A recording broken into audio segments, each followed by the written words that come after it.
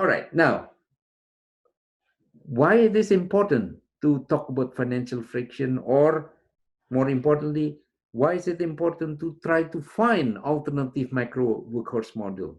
Well, the answer is here. This is why. This is the frequency of financial crisis around the world. Look at what happened. From time to time, it's getting high frequency, right? So we should be worried. By the way, this is only up to 2016. You know, now we are all now experiencing another great recession, if not depression. Okay, so it's even more the frequency. That's why we cannot stand still. As an economist, especially macroeconomists, we cannot stand still. If we are responsible macroeconomists, we have to work hard trying to find an alternative model to prevent this happening. Okay.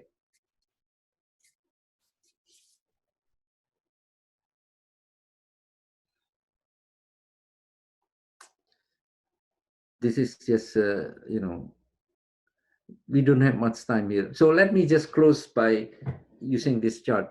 These are 4 potential areas of improvement to the existing workhorse model. Okay. So for example, credit rationing, financial structure. What do I mean by financial structure? You have to look at the balance sheet of every economic agents.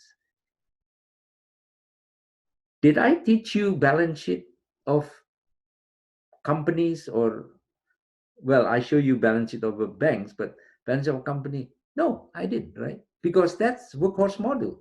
Workhorse model did not talk much about the balance sheet. So this is an area, if you want to improve the macro model, you have to work on the financial structure. Financial structure means the balance sheet. So you have to know the components of the liability side, the components of the asset side. Okay. The second, and this is very, very important, when we talk about financial friction, we're talking about different animal than export, import, or output that we in macroeconomic workhorse always discuss. Because financial sector is different animal. They can increase and decrease in a huge amount in a matter of seconds, especially with all this technology.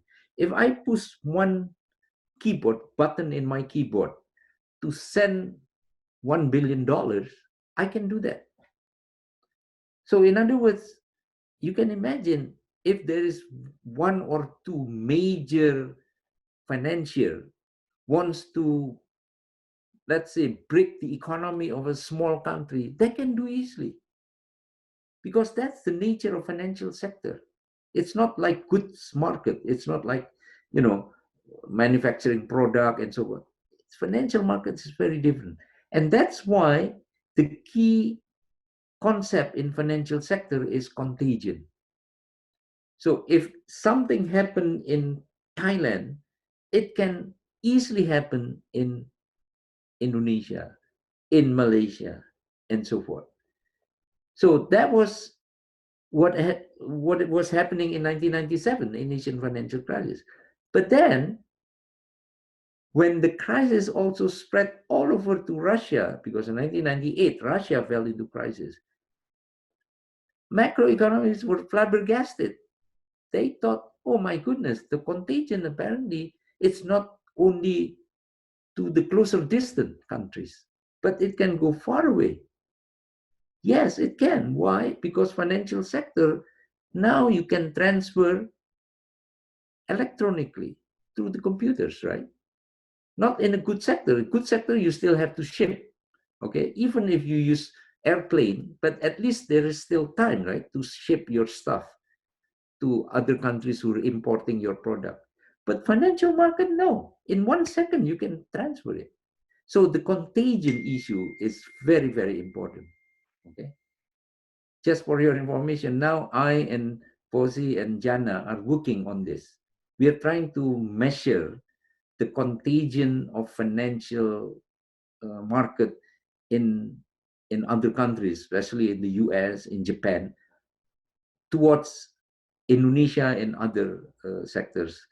And we're looking at the three events: global financial crisis 2008, and then taper tantrum in 2013, and then this corona crisis. Because the good thing about financial sector for researchers like me, the data is high frequency data. Every day you come up with the data. Whereas macroeconomic data like GDP, it's not every day, right?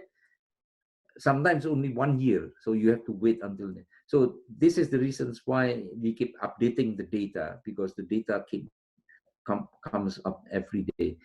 Essentially, we are trying to understand better how is the contagion taking place in the current, corona crisis here.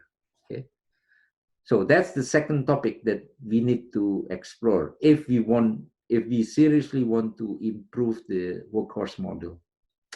The third one is about the gap between private and social optimum. Okay, this is like externalities. I'm sure all of you took microeconomics, right? And in microeconomics, there's always externalities. Externalities means, if you, from the point of view of a firm, maybe the optimum output is 100. But if your firm is polluting the air, then 100 is not optimum. It's optimum for private sector, for you.